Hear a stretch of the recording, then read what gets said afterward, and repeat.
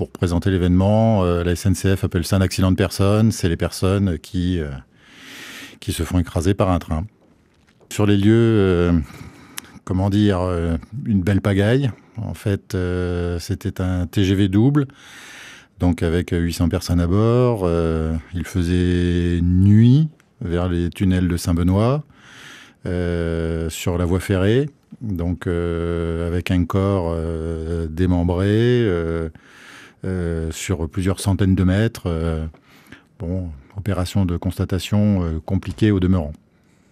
On essaye d'aller à l'essentiel, on essaye dans le cas présent, on essaye après avoir figé matériellement, on essaye de récupérer le maximum de la victime. On essaye d'établir son identité, parce que ça aussi, ça fait partie du boulot. C'est pas toujours aisé quand le corps n'est plus identifiable.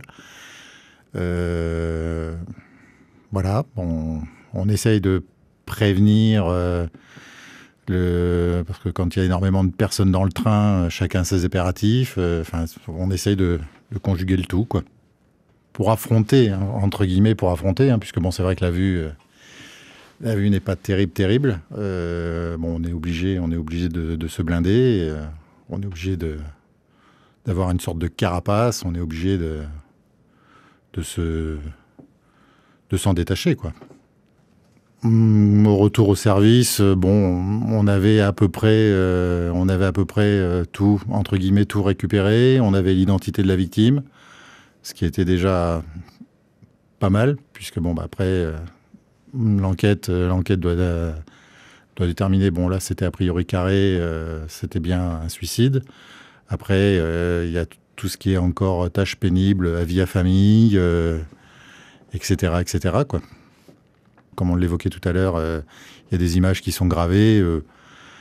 À moyenne ou à long terme, je pense qu'il peut y avoir des répercussions. Après, le boulot fait qu'on est obligé d'en faire abstraction. On est obligé d'en faire abstraction pour pouvoir passer à l'affaire suivante et à son lot de malheur et d'horreur quotidien, quoi. C'est pas facile de les transcrire comme cela, de but en blanc, parce que c'est vrai qu'on essaye comme je disais tout à l'heure, d'en faire abstraction, on essaye d'oublier. Même si je pense que fondamentalement, on n'oublie pas, quoi.